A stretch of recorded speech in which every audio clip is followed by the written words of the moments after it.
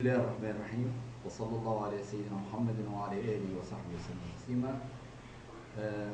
العبد الضعيف اللي قدامكم هو بشير الحامي، أصيل منطقة الكرم، عاش فيها لفترة من السبا متاعو حتى لين العمر هذا اللي تروني أنا فيه. الكرم عشت فيها من أحد فترات حياتي، سواء من ناحية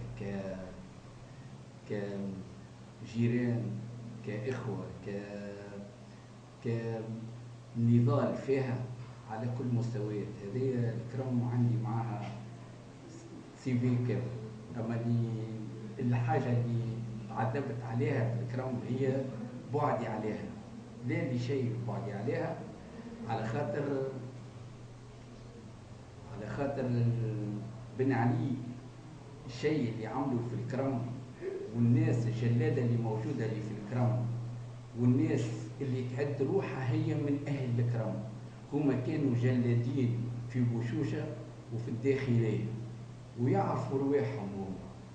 كما مثلا على سبيل المثال محمد الناصر كان جلاد في أول ما بدا الخدمة متاعو، أنه في التعذيب بداها ببوشوشة ورقوه، وهو باللفظة هذيا قال لي أنا راني باش نكون في كل وقت وانتم تخرجوا من السجون وبعد نرجعوكم ونزيد نمارس عليكم التعذيب. هو بيدو قابلني في بوشوشة، ومن بعد في 95 قابلني في الاستعلامات زادوا رقوه.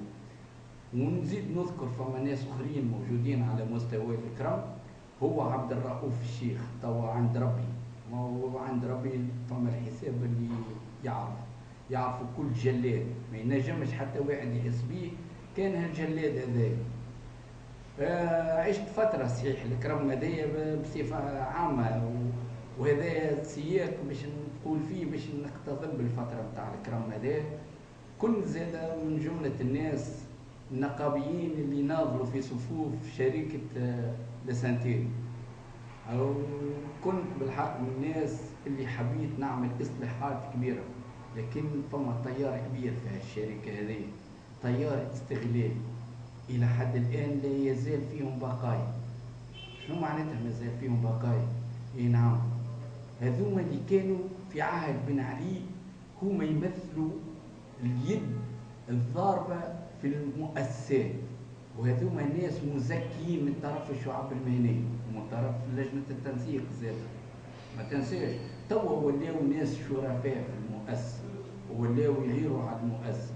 كان نرجعوا مثلا إلى حياتهم المهنية كيفاش دخلوا بدون شيء، يوصلوا من مثلا من عامل بسيط يولي إطار عالي مسير.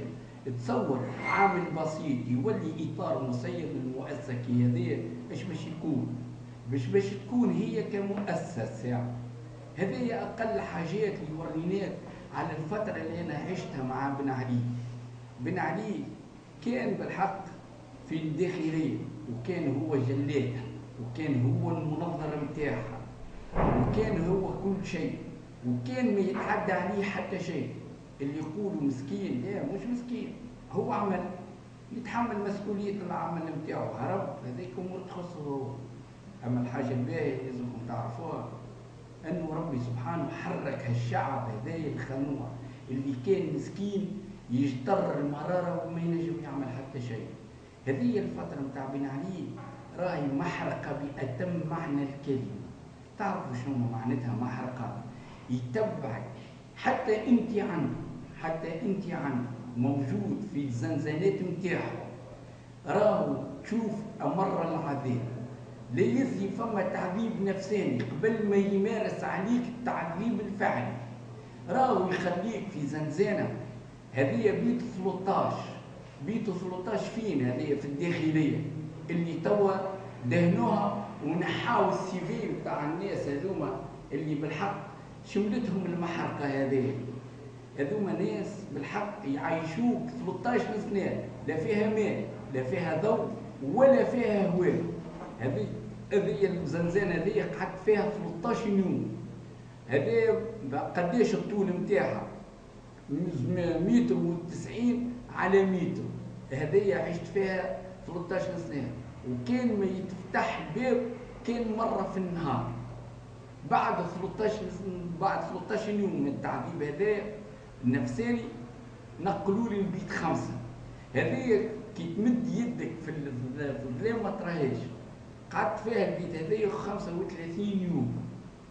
هذه تعرف، ومن بعد يبدا الاستجوابات نتاعهم، ومن بعد يولي ممارسات الفعاله نتاع التعذيب.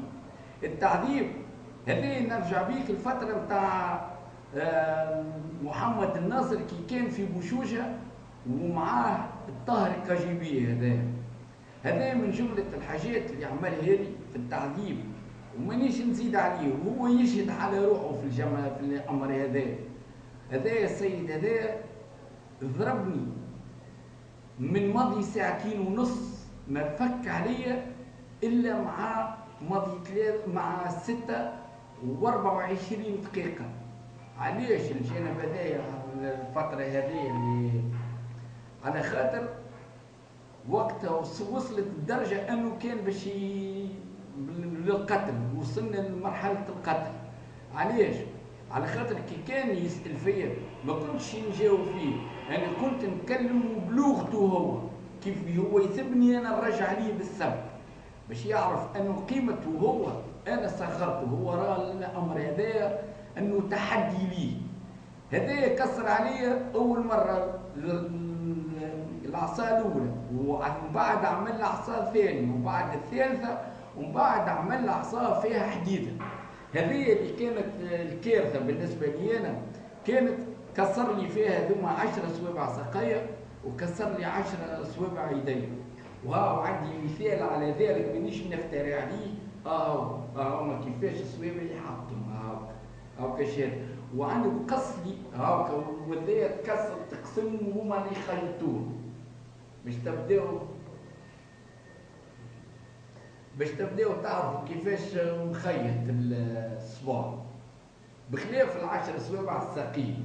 وقعدت فتره ما ناكلش، وكانوا يزرقوا لي في البيليسينين باش ما نخمجش. وهذه الفتره هذه تعدات. وليزي كي كانت الماكله في بوشوشه غير صحيه بالمره، كانوا من جمله التعذيب اللي يعملوا فيه في بوشوشه انهم ينحيوا الشاميه. شنو معناتها؟ هي كي الباياسون هكايا كبير يعطيوهولنا، وما يجيبولنا الفراشيات الا وقت اللي يجي وقت النوم، زعما في اخر وقت عايشين عاصمه. في الوقت هذاك في تنبك البرد، في تنبك الشتاء. وحتى الماكله كانت ماكله رديئه، كانوا يعطيونا كالسكريات هكايا فيها مخلطه كل شيء، ولا يزي معبيه بالدود ومعبيه بالخنفوس والذبان والصوص، يا تاكل يا تموت. هذه الفتره اللي فتره بن علي قبل ما يشد هو الحكم والرئاسه. هذه الفتره الاخرانيه نتاع بورقيبه، المرحله هذه المرحله هذه سبقت قبل ما يشد هو، باش نوريك هو قداش كان فاعل قبل ما يشد الحكم. ومن بعد هذا عدونا ل9 ابريل، وقعدنا في الفتره هذه ما كليناش السكر لمده 3 شهور. 3 شهور طبع سكر ما جاتش، حاجه حلوه في فمنا ما جاتش. هذه كلها الحالات اللي مرت بها الناس هذوما، اللي المحرقه اللي تعديت في عهد بورقيبه وعهد بن علي. ومن بعد كي خرجنا من السجون، كي خرجنا في السجون في بالنا تفرهدنا احنا، في بالنا انا وصاي جات الحريه، لكن التتبعات لا زالت. لا رجوع للخدمه، لا عندك شكون حتى باش يعاون. راهو ولا يزي اكثر من هكا، يزيد يعمل لك اقامه اداريه. شو معناتها الاقامه الاداريه هذه؟ تصح الصباح والعشيه في كل وقت.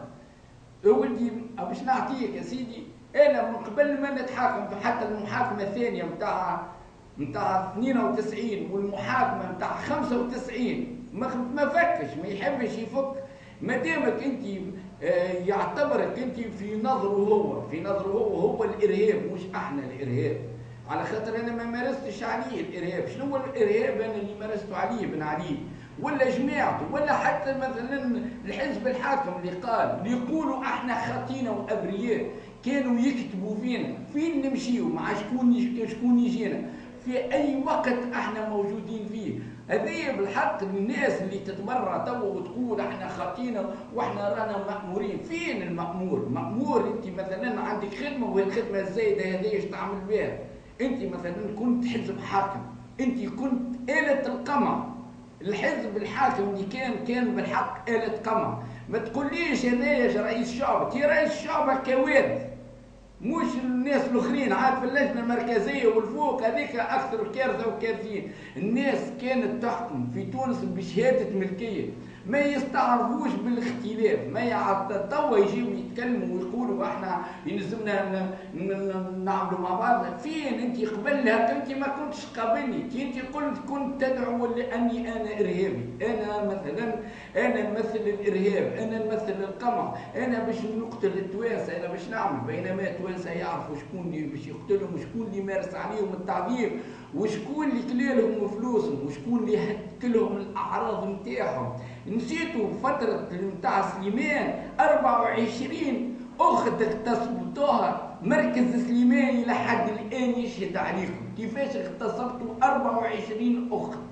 هذه حقيقة ما تنجموش تمحيوها لنا من ذاكرتنا.